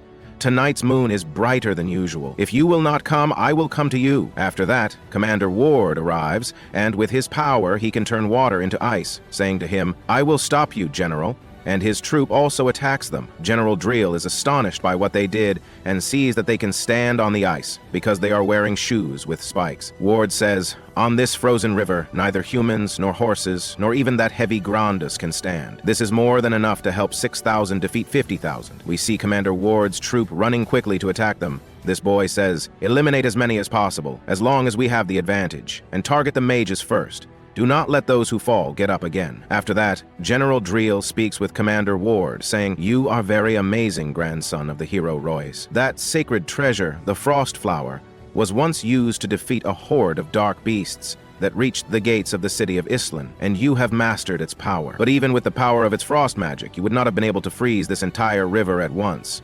You placed several mages upstream to cool the water to a temperature close to freezing." Ward replies to him saying, "Correct, and if I stop you now, I will win." Driel attacks him with a very powerful sword, and we see Ward parry the blow and ask him to get off his horse. Then Driel says to him, "You are skilled with your weapon. The sacred treasure is powerful in itself, but you also have the strength to extract all its potential. Your strategy was perfect, but it is not enough to get there, not enough to break the world's shackles." Then we see General Driel use his power and strike everyone around him, saying to them, "Whoever was weak enough to die here does not deserve to advance beyond our world. I will destroy the legend of the heroes. There is no use in keeping a tradition that is impossible to achieve. Because of this tradition, we challenge an undefeatable opponent with means that cannot achieve victory, just like your ancestor and my former friend, who believed in legends and were thus defeated. We have continued this for thousands, even tens of thousands of years. This must end. In recognition of the splendid battle you have given me, we are moving forward. You can stay there and watch the world change." Driel moves forward, and suddenly a strong wind occurs, looking like a powerful explosion,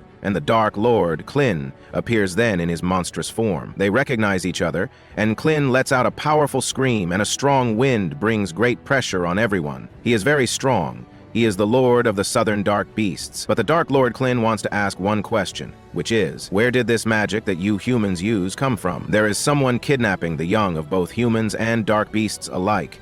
and I was told that this is related to the magic you use. Jural is surprised by this question, as he expects a Dark Beast Lord to have better things to do. The Dark Lord replies that a lord must respond to any intrusion into his territory. Whoever defiles my land must die by my claws. Like the king of this country, this is the law of this world, and this is its rule. Suddenly, Jural gathers his immense power. This power comes as a strong storm and sends the soldiers flying high. But in this moment, the Dark Lord Klin simply stabs him with his claws and says to him, "Why didn't you answer my question, you fool?" But Driel was planning a trick, as he knew he would be stabbed. "I was waiting for your return, Dark Lord, after you attacked Hayden's castle." Suddenly, Driel performs a spell to seal the Dark Lord, which is called the Dark Liquid Prison. The large sphere of blood covers him, and Driel emerges from it, saying, "I have given up my body to create this dark liquid prison. I am now a sword, and my sword is my life. Even one of the Dark Beast Lords will not be able to escape from it easily, and will die slowly inside it." Rod is very surprised that the Dark Lord has truly been defeated.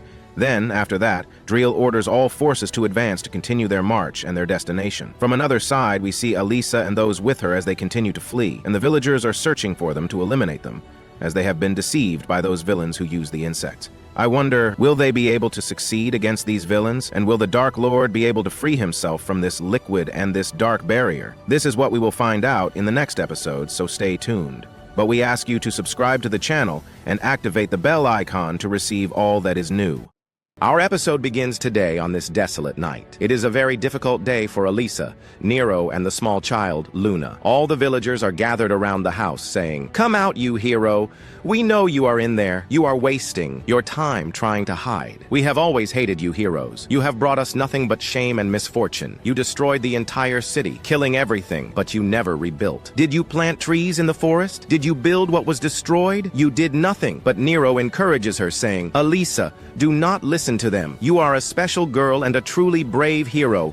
You saved my life and sacrificed yours for me." Alisa told her that words are very difficult, but I will just do what I have to do. Now get away from the window because it's very dangerous for you. The most important thing now is to keep you and Luna safe. Since we didn't leave the city, I expected this would happen, but I didn't think they would find us so quickly. It doesn't seem like the insect mage is here yet. But even if we escape from here, it won't do any good unless we find a place to hide. What are we to do now? Guide me, O God. I have run out of options and have nothing left but you. Meanwhile, we see the people outside saying, "Come on, get out. The waiting is over. We will burn the house down with everyone in it." That man decided to throw the torch, but someone grabs him and says, "Wait, you idiot! Our ancestors built this water wheel more than 2 centuries ago, and I will not allow you to burn it so easily, you fool." The first man replied, "But sir, we must hand over these villains." The other man hits him again and says, "Why should we listen to outsiders? This is our problem, our country's problem, and our town's problem. We left those two waiting in the middle of town so we could watch them to prevent them from causing trouble." Phil asked him, "So what are we going to do?" The other told him, "You just step back and leave it to me. I will take full responsibility." This man, named Mark, introduces himself and says to her, "I am Mark, the former captain of the city guard. Come out now, hero. I have a question for you. I promise I will not let anyone harm you until we finish our conversation. All I want is to talk to you." Indeed, within a few seconds, Alisa comes out. He says to her, "So you are the hero. Where is your sacred treasure?" She told him that unfortunately she had lost it. He asked her, "How did you lose it?" She told him that she didn't sell it, but dropped it during her fight with the dragon bird Cleftus. He learns from her that they fought this dragon and were completely defeated. She said to him, "It is natural for you to hate me because things ended this way. I am very sorry." He replied, "Don't worry about it. But if you had sold the sacred treasure and run away, I would have killed you. But since you fought and lost, I have no objection." Alisa is surprised and says to him, What? You don't hate me?" He said to her, "Let me ask you a question. Was it worth continuing after the price we paid? When the next king is elected, should we support him as citizens? You are the only heroes who have reached the master of the dark beasts in the last 1,000 years. I saw what was behind the mountain, what lies beyond the edge of the world. So, was the price worth paying?" Alisa remembers everything and says, "I was thrown into the air. I only saw a glimpse of it. It was circular. There was no end to the world. The horizon stretched on without end." She doesn't know if she has the right to say this after she has failed.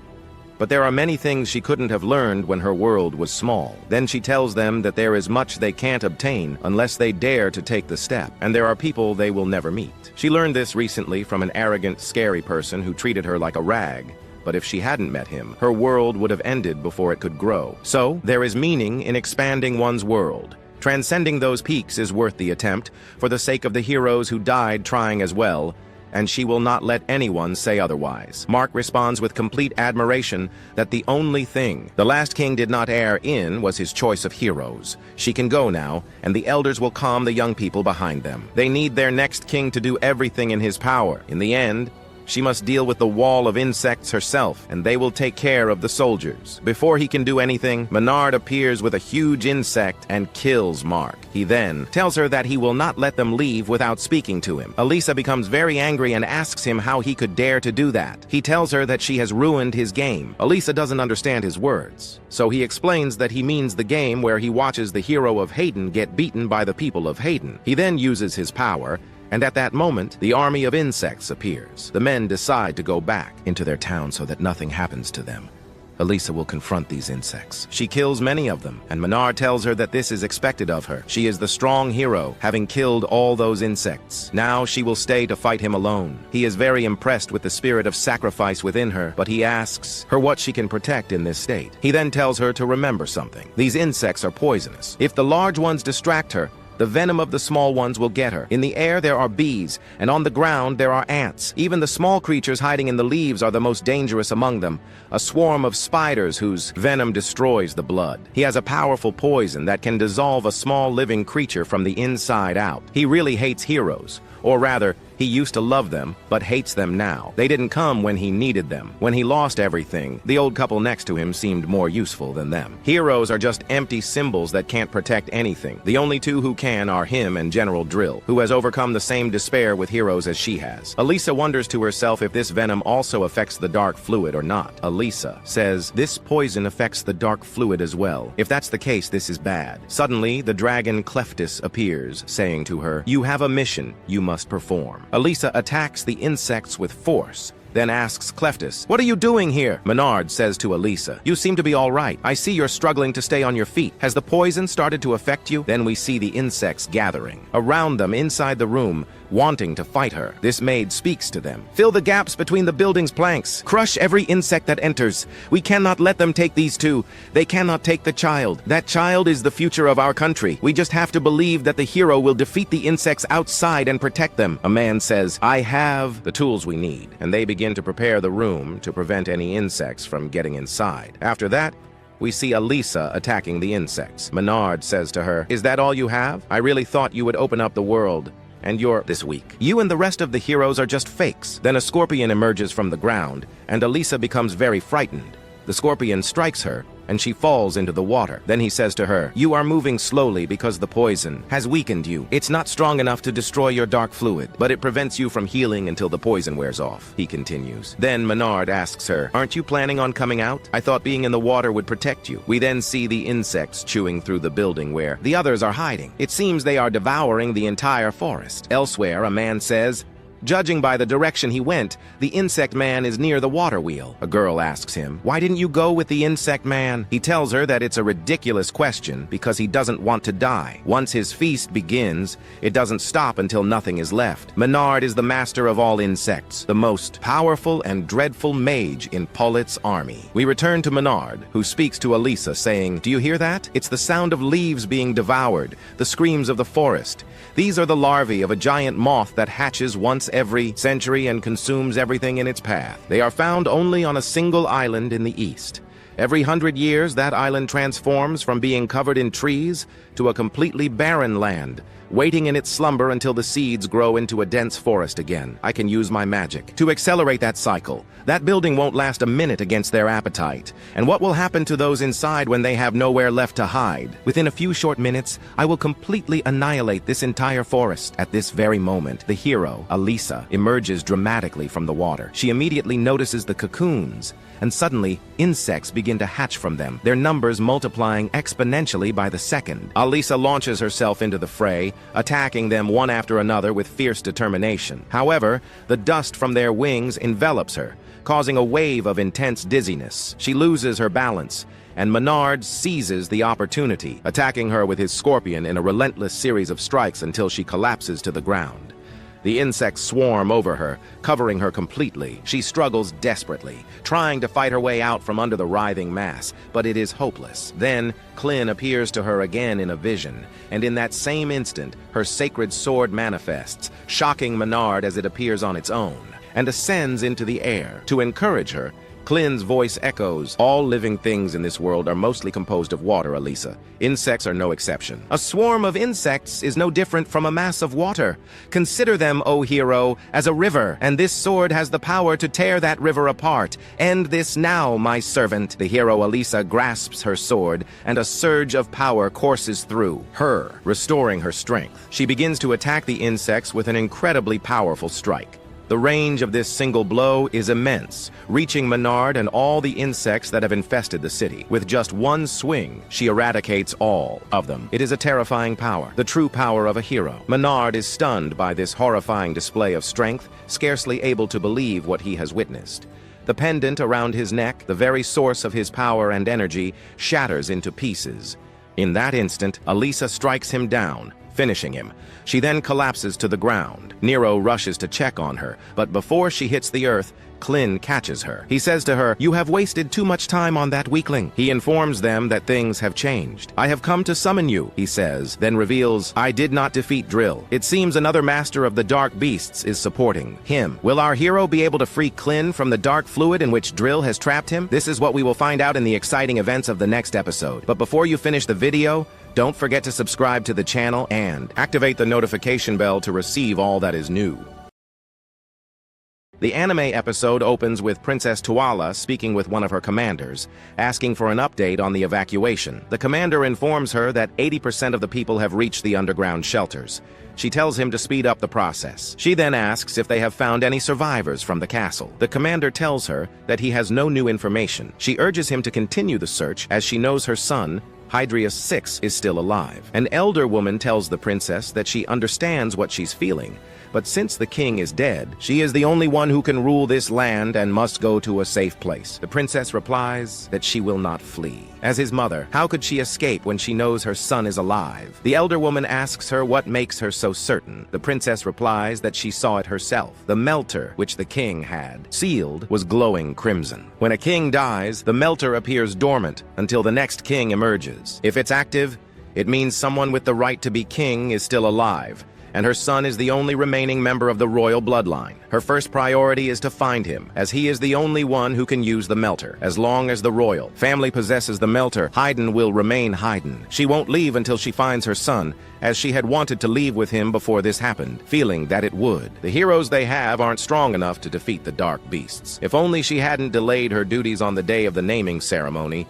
she would have been able to get him. Just then, a man named Fabio Flib arrives. The princess asks him for news. He informs her that the 50,000-strong Drill army clashed with the 6,000-strong Aslan army on the banks of the Maril River. The Aslan soldiers fought bravely but were helpless against the Rod army. But that wasn't all. Immediately after the battle ended, the Lord of the Dark Beasts, Clevatis, appeared and attacked the Drill army, wiping out more than half of them in an instant. But the next moment, the general created a strange sphere that trapped him, and he remains imprisoned within it. She asks if anyone has defeated a Dark Lord before. He tells her that Drill is coming with his remaining 20,000 soldiers. The princess is shocked.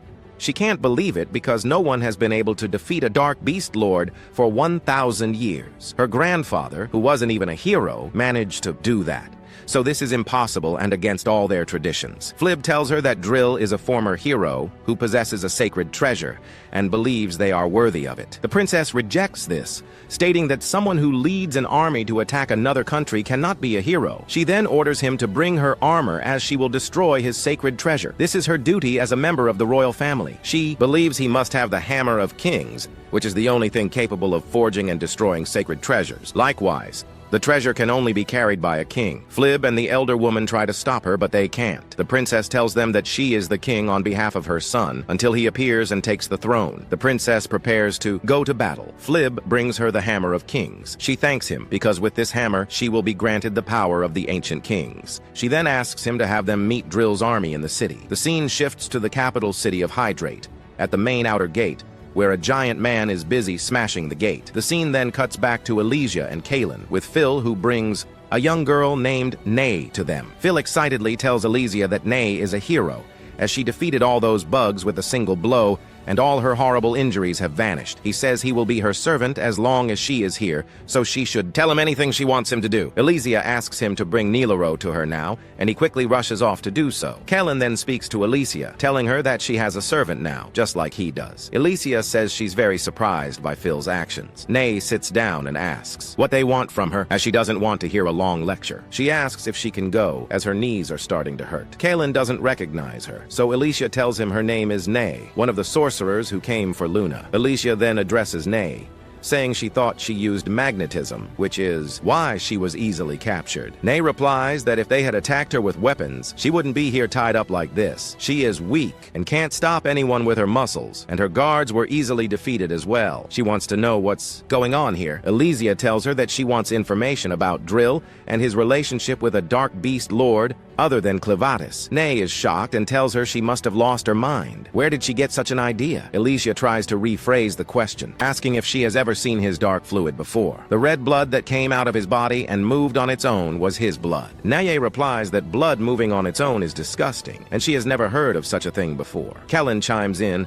saying that no one can produce dark fluid except for a dark beast lord. That's why Drill returned by himself and isn't a threat. But if there is a dark beast lord behind him, it's a different matter. They need to know what's going on. Kellen thinks to himself that if it's not him, that leaves Zavthar from the west, Rathwell from the east, and Forden from the north. He vows that if they dare to bare their fangs at him, they will pay the price. Elysia talks about the benefit of leaving her body and returning in this small form. He didn't leave his body. It was only what was hidden in his shadow. If I let them think they defeated me, I won't have to worry about them knowing my location. I can go wherever I want. It will be easy to corner my enemy. Taking down Drill alone won't be enough to force my true enemy to reveal himself. Nay interrupts their conversation, saying she doesn't understand anything they're talking about. We only came to get the Royal Haydn Melter, and to activate it, we need the prince. That's the only reason I'm here. She then takes off her glove, explaining that her power doesn't work if she touches them, so she needs to remove them. But this is her secret technique. She then uses her glove and her power to fly away and escape. The scene then moves to Niloro, who thanks some people for a ride. Naye sees them as she's flying and is overjoyed when she sees them in a carriage with iron wheels. She then attacks the people with her power. She tells Niloro,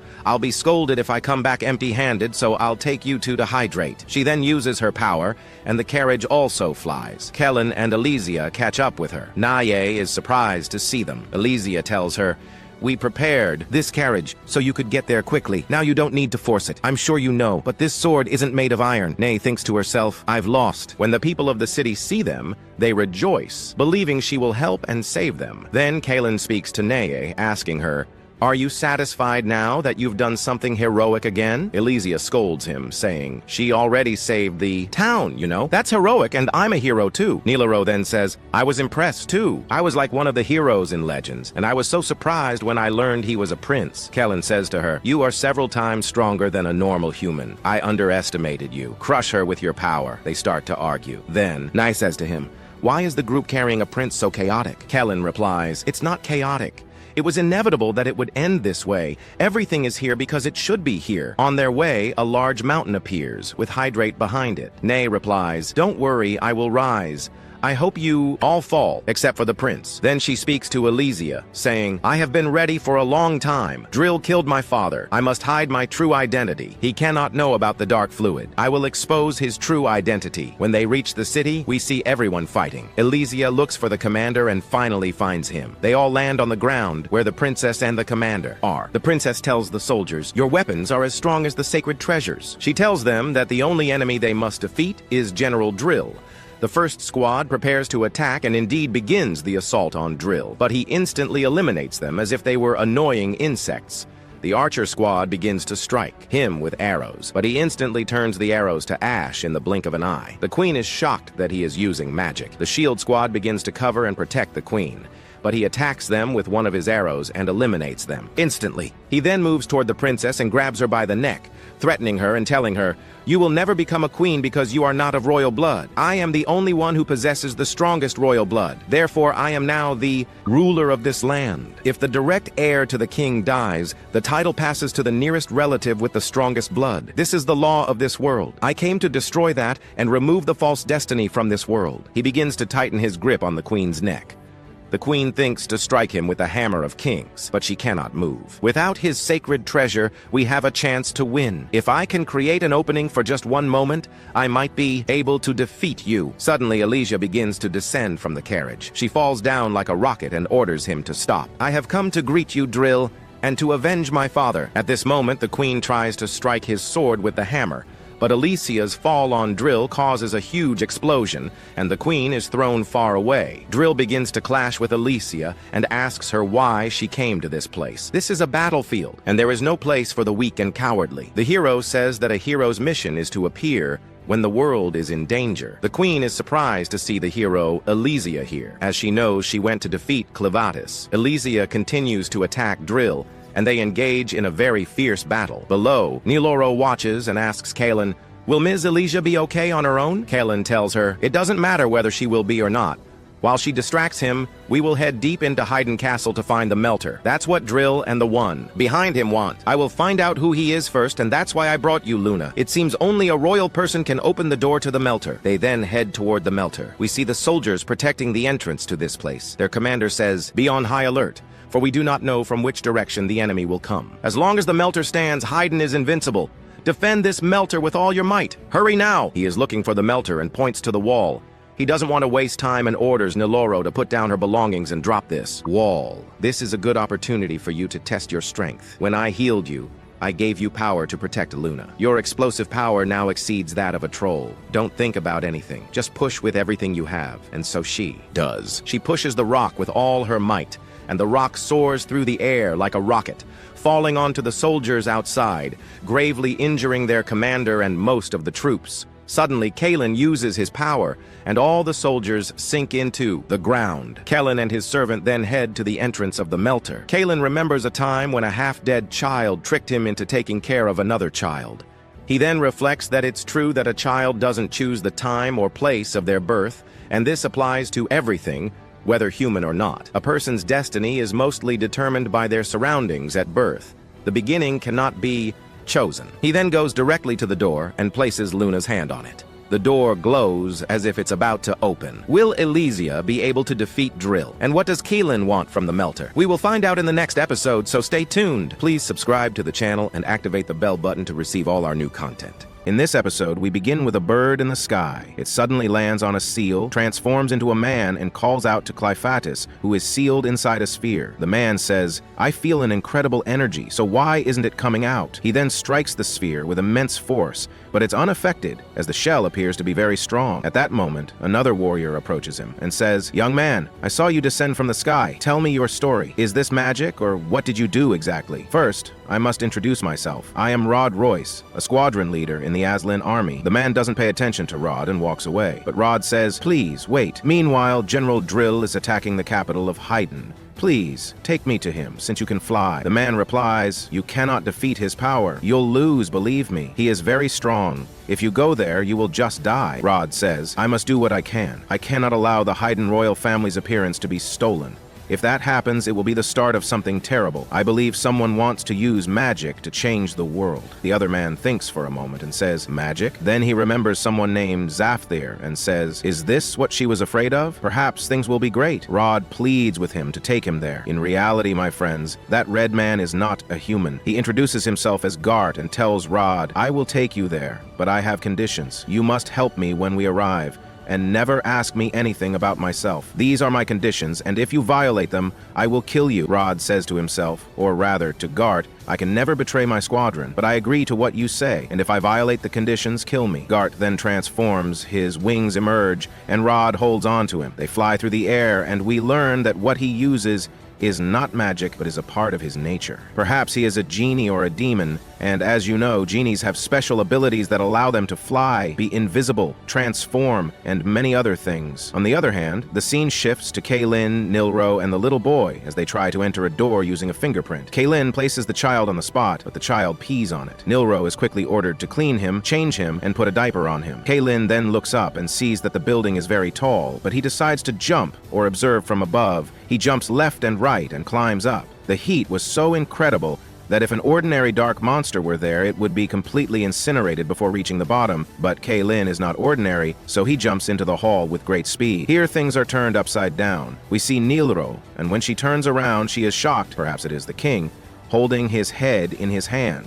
The king who was killed and beheaded by Kaylin earlier. On the other hand, we see that Kaylin has finally reached the bottom, but he was hidden in his shadow because the heat was very intense, and he would have probably been incinerated if he hadn't used that ability. He then picks up a stone and sees that the stones used in the building are not ordinary. He looks behind him and is shocked to see Nilro lying on the ground, and the door opened, but he doesn't know who opened it. At that moment, he sees the king and is very surprised, saying, "How strange, I didn't expect to meet a headless king." Meanwhile, things were heated between Alyssa and General Drill, but he was very strong, delivering deadly blows. He tells her, "How do you call yourself a hero when you are this weak?" Drill then explodes the area where she is, but she manages to escape quickly. She searches for him and finds that he is heading toward the smelter, so she decides to go there to stop him. When Drill reaches the smelter, the commander arrives with her guards, who try to strike him with their weapons. Alyssa rushes toward him and uses the invisible spells and rising dragon spells to strike him, but she can't. Drill informs her that he was the one who taught the swordmaster this technique. He then uses his power and strikes her with it,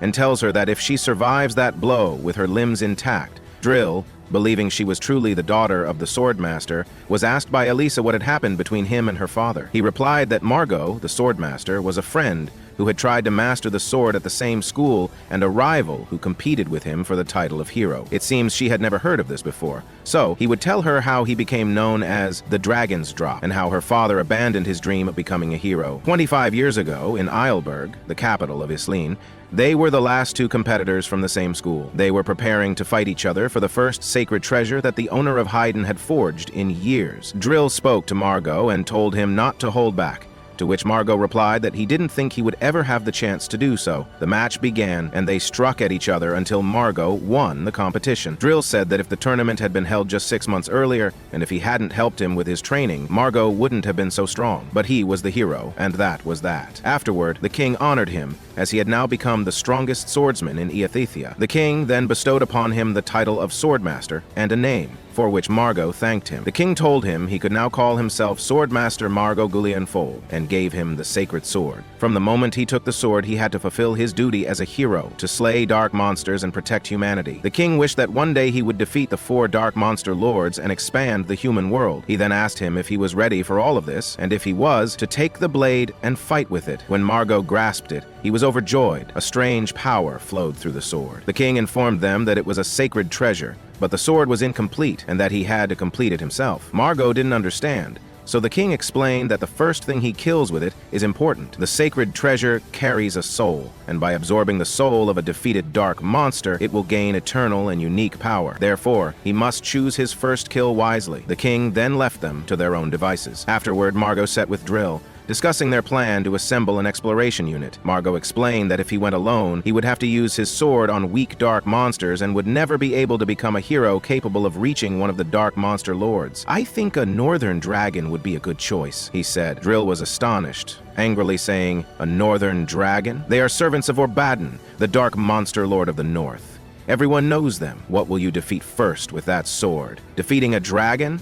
They live beyond the strait in the frozen dragon plain. You won't be able to reach them with an incomplete sacred treasure," Margot replied. "That's why I must go. I don't think I can defeat one of the dark monster lords with anything less." Drill became furious again, saying, "Are you serious about challenging one of them? They are legends that no one has reached in 1,000 years. Drill then turned to Alyssa, telling her, "At that time, I believed in the traditions of heroes. I thought he was foolish to challenge one of the dark monster lords, but I knew Margot's strength better than anyone. When I looked at him, I was convinced that if the legends were true, He was the only one who could do it. The scene then returned to the present. Margot said to him, "You'll make the decision. We'll form a team and you will come with me." They set off together, and on their way they came across some individuals. One of the men spoke to Drill, saying, "May the mana guide your journey." Margot then told Drill, "They are mages. Contrary to the traditions of Haydn, heroes in stories learn magic from mages and become capable of using it. They are seriously trying to do the impossible, like splitting the land and seas. The matter is not much different from herbal medicine right now,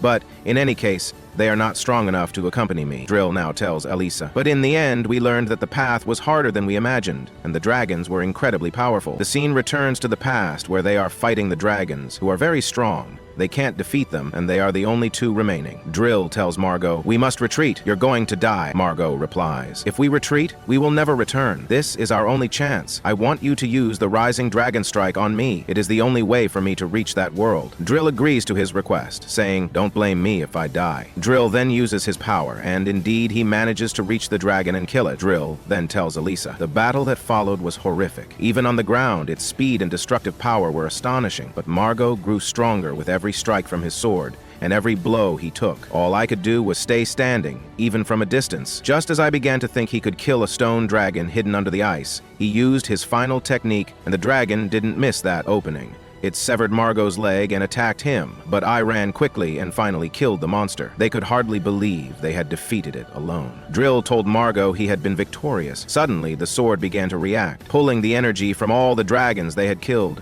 A terrifying power flowed into it. Then, a second surprise. A gigantic dragon appeared from behind Drill. He couldn't move due to its immense size. Suddenly, Drill found himself lying on the ground in a different place, with the sword. He felt pure terror at the size of that dragon. Drill continues, "Back in reality, one of our surviving comrades saved me, and Margot and I returned alive. As for what happened to him afterward, you are his daughter and you know him better than I do. Even after they started calling me the Dragon Slayer, my doubts didn't disappear. They became a certainty. The legend of heroes was full of lies, used to deceive us. The most important information was deliberately hidden from us. Instead, we were given a method that would never work. Only the kings of Haydn knew the truth, and magic was hidden.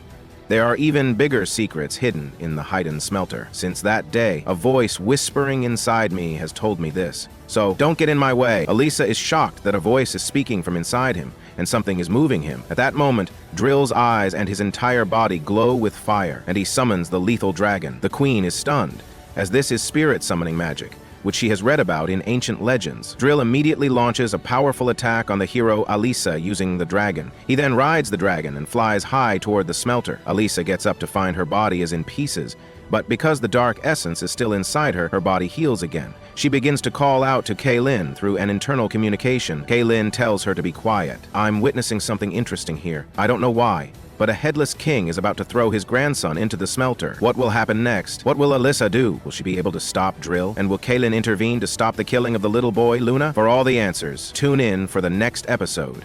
What is a king with no head? In a kingdom ruled by a cursed smelter that demands royal blood, a hero faces an impossible choice. But when a child's fate hangs in the balance, the line between hero, monster, and even a demon lord begins to blur into nothing but ash and despair. Our story begins with Alicia, her voice laced with confusion, speaking to the enigmatic Klein. "A headless king? What does that even mean?" she asks, her mind racing. "Is the monster truly going to throw the child Luna into the smelter?" Just then, the princess appears, emerging from a cloud of smoke. "I escaped from my men," she pants, rushing to Alicia's side. "I had to see if you were safe. I thought Klein had killed everyone. It's just me," Alicia says, her tone heavy with loss. "The other heroes, they were all killed by Drill." The princess's face falls. "Haydn has no soldiers who can do more than contain Drill's forces within the city. We cannot stop him, not with his sacred treasure and his powerful magic." Alicia looks at her, a glimmer of hope in her eyes. "There's something vital I must tell you.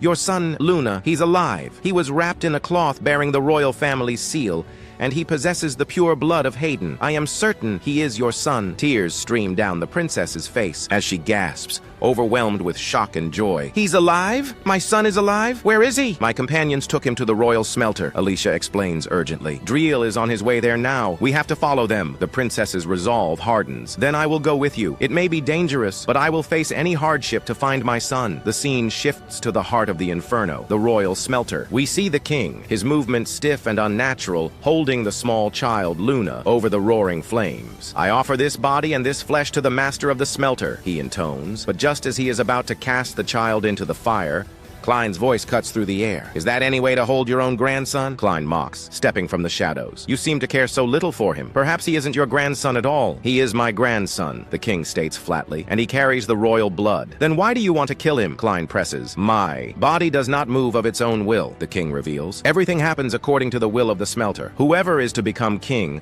must first be burned in this place and be reborn from the ashes. This has been our custom since ancient times. Their true name is carved into the smelter, and from that moment, they can never disobey it. This child is known to the world as Haydenalis VI, but his true name is Toth. His name has not yet been carved, so the smelter cannot force him to jump. Instead, it forces another body, mine, to move for him. Understanding dawns on Klein. This is why he was called the Headless King. He has no will, no head of his own. The king continues his tragic tale. "My son feared the smelter's call. He ended his own life. I was wrong to tell him the truth before his time. I wanted to give him a choice, but my mistake led to his suicide." With that, he finally throws Luna into the flames, chanting the legend of the hero, from ash to a king. Far above, on the back of his dragon, Driel senses the act. "He's been thrown in!" he roars, his rage boiling over. "Then I will pull him out and destroy the world!" As Alicia and the princess race towards the smelter, the princess shares a chilling memory. "My husband told me something before he died," she says. "The true heroes no longer exist. He said the heroes of today could never defeat the Dark Beast Lords." When Alicia asks why, the princess explains, "We have 1,000 years of history recorded,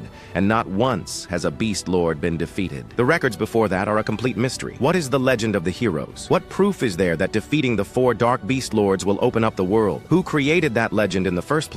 She recalls his cold, empty smile. "The kings of Hayden knew the truth all along and sent 13 heroes to their deaths. We have to fix this," she declares, "or this tragedy will repeat and more innocent lives will be lost. I don't want my son to become a king who must face such a cruel fate. Humanity's infinite desire to improve is not something that can be stopped," Alicia replies, her voice filled with a new strength. "I still don't fully understand what a hero is, but I think it's someone who faces their destiny with optimism. Maybe it doesn't matter if you're human or a beast. Maybe just the act of facing it is what makes others call you a hero. And that means Driel is no hero. He's just a man in despair, trying to destroy reality itself. I have to avenge my father, but more importantly, I have to defeat him as a hero." "You are truly strong, Alicia," the princess says in awe. "No," Alicia whispers. "I am weak. Weaker than Driel, and I am terrified of him, weaker certainly than the Dark Beast Lords, but I will fight to the end, to my very last breath. I will never surrender." A shadow crosses her face. "Unfortunately, I met someone who would never allow me to do that." "Who?" the princess asks. "Simply," Alicia says, "someone I hope you never have to meet." She is, of course, talking about Klein, the mysterious Dark Lord. The scene snaps back to Klein inside the smelter, where the tension has reached its peak. "Headless King," Klein scoffs. "Did you really think you could outsmart me? How foolish. After you burned the child, wasn't he supposed to be reborn from the ashes? Or did the ritual require the real one after all?" Suddenly, the child Luna is safe in Klein's arms. The Headless King understands instantly. In the moment Klein grabbed his arm, he swapped the real baby with a doll. "You fool," Klein says, his voice dripping with contempt. "You yourself said your body was being used because the child couldn't jump on his own. Now that you've failed,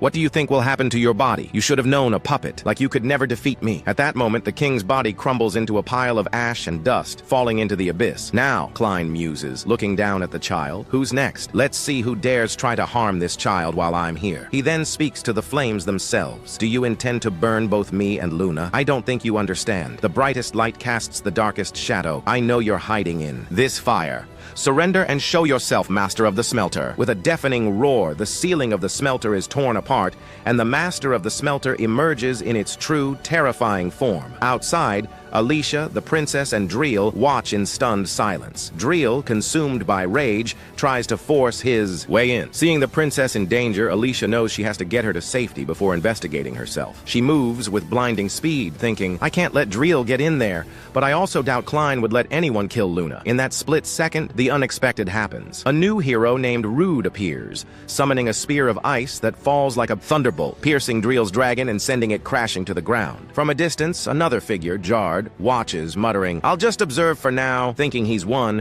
Rudd is caught off guard as Driel bursts from the wreckage and strikes him with incredible force. "Don't you ever think you can win?" Driel snarls as he moves to attack again. Alicia intercepts him with the speed of a rocket. Rudd turns to Alicia. Welcome. Are you a hero? I am, she confirms. The last survivor of the 13 heroes. Thank you for the save, but we have no time to talk. We have to kill this savage beast now. Driel laughs maniacally. You two think you can defeat me together? You're dreaming. No one can beat me. He moves faster than sound, becoming a blur they can't track. He strikes them both, sending them flying, then pursues Alicia into the air, ready to kill her. But at the last second, Rudd intervenes, saving her. Driel grabs them both, slams them into the ground, and descends upon them like a guided bomb. Use your ice power, Alicia screams, thinking fast. That massive block of ice now! Rudd unleashes his ice spear again, launching it at Driel, but Driel merely scoffs. Such an obvious attack will never hit me, but it was a feint. Rudd activates his true technique, Ice Prison. A mountain of ice erupts from the ground, trapping Driel's leg. This is Alicia's chance. Leaping from an ice pillar Rudd created for her, she soars high above Driel and unleashes her ultimate attack with her sacred sword, Descending Dragon. She falls like a meteor, striking Driel and cleaving him in two. But instead of blood, a dark, viscous fluid pours from the wound. Driel is not dead. Even in his state, he strikes Alicia with a powerful blow, knocking her sword from her hand and severing her hand at the wrist. Rudd catches her as she falls. Before their horrified eyes, Driel's body reforms. Wings sprout from his back, twisting him into a nightmarish new form. We can never become true heroes no matter how hard we try, he proclaims, his voice resonating with ancient sorrow. The reason is simple. As a race, we are incapable of it. The very fact that we need stones to use magic proves that the 5 humanoid races of Adathia are inferior. The true humans, the race that once ruled the entire world, have vanished, leaving us with nothing but legends. We are their pawns, humans and dark beasts alike. To end this, every trace of the hero's legend must be destroyed. Driel unleashes a powerful blast of fire. Rudd desperately tries to block it, spinning his sword like a fan to shield Alicia, but the pressure is too much. At that moment, Klein, having witnessed everything, finally understands Driel's true purpose. It is the goal of the Northern Dark Lord, Vordin. Now that I think about it, Klein muses, I've never seen these true humans. Did they disappear before I took the throne? That means they vanished over 1,000 years ago. Zafira knew and never told me. Just then, a golden book materializes before him. I can read it, Klein realizes. I had to use my infinite shadow to block enough light, or the heat would have destroyed my eyes. The instant he sees it, the smelter vanishes. So this is the master of the smelter. A book that killed the kings of Hayden, reshaped them from ash, and forced them to serve it. How absurd, Klein laughs, a cold, hollow sound. Is this some other kind of magic? Is this thing's existence the reason Alicia came to fight? Because of this, Luna was destined to burn. Because of this fortress was destroyed, and you plan to annihilate all of humanity? He laughs again. This is meaningless. Absolutely meaningless. I didn't inherit the memories of the previous Dark Beast Lord, but I can imagine our role in guarding our lands exists only to counter a silly legend for a race that has long since vanished. The world is in chaos, and so am I. He gently places the baby, Luna, on the ground. I'm giving up on the idea of destroying humanity, he says to no one, and I don't care about the Book of Thoth. I'm going back to my mountain. I had hoped something might change. The golden book falls to the ground. As Klein turns and walks away, the abandoned child, Luna, begins to cry. What will happen next? Will Klein truly abandon the fight? Can Alicia and Rude stop the transformed Driel? Find out in the next thrilling chapter of this epic tale. Don't forget to subscribe and hit the notification bell to see what happens next.